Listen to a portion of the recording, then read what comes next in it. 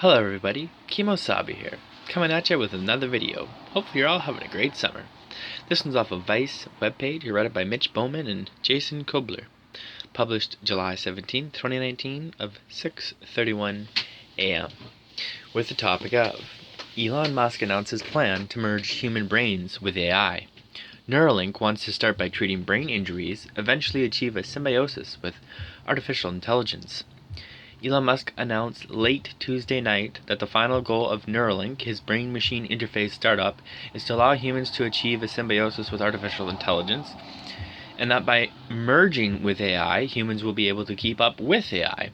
Musk plans to begin human trials on an early version of Neuralink intended to treat brain injuries next year. Ultimately, we can do a full brain-machine interface, Musk said in an announcement that was widely live-streamed. This is going to sound pretty weird. Ultimately, we can achieve a symbiosis with artificial intelligence. This is not a mandatory thing. This is something you can choose to have if you want.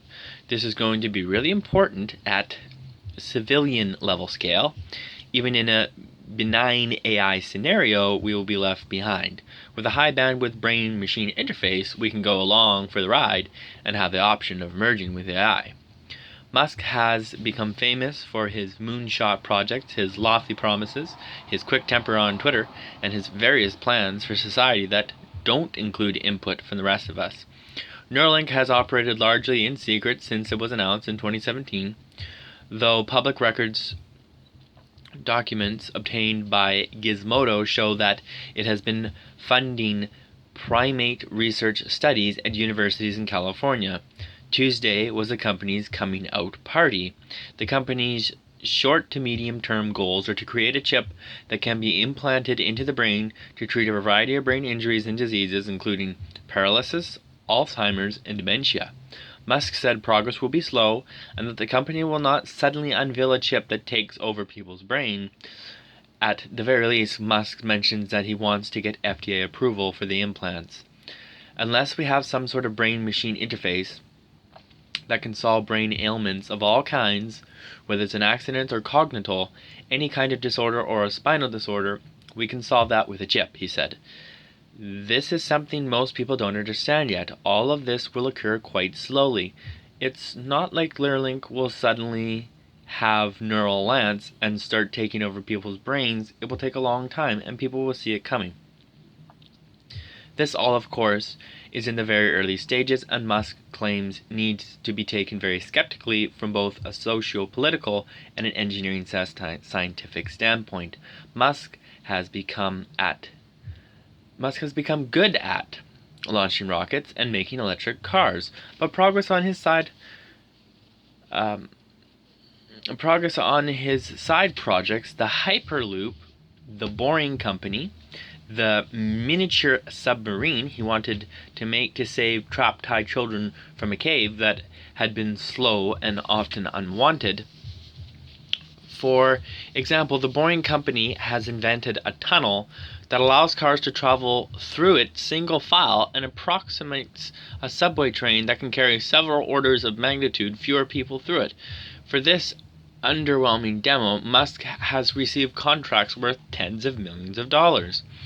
It is unclear how much time or effort Musk is actually dedicating to Neuralink, how feasible the project is, whether anyone actually wants it, and what will happen to the people who can't afford or don't want to merge with AI.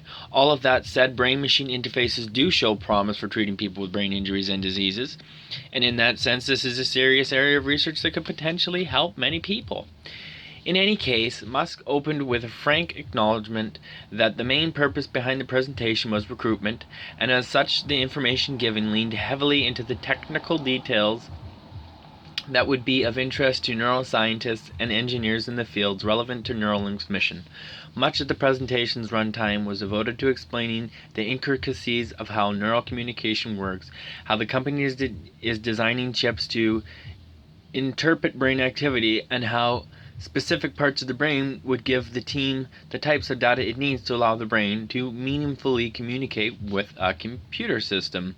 Beyond the technical details, the team did provide some concrete information on what it's up to, including some details on what the first device it intends to implant in people's brain looks like and how it functions. In essence, the device consists of a large number of threads, incredibly thin wires with a handful of electrodes on the end of them, which are inserted into the brain in places where they will be able to pick up the electrical signals from individual neurons, a system on a chip that receives and interprets all the data from the threads, and a pod worn behind the ear that then relays the data via Bluetooth to a phone or other device running the actual software that uses the neural data.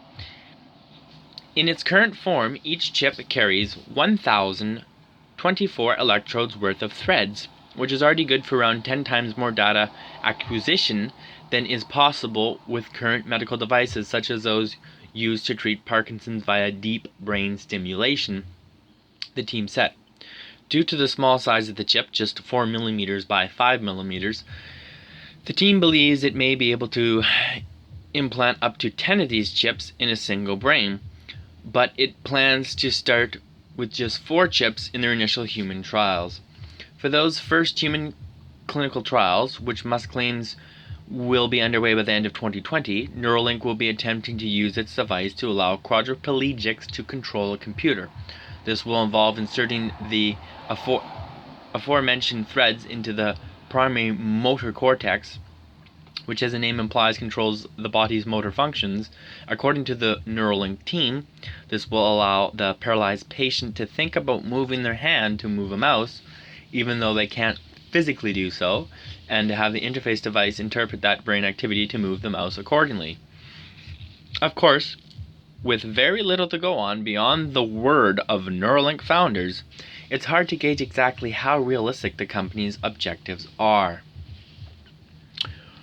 Hopefully you enjoyed the write-up. Also, this article originally appeared on Vice US.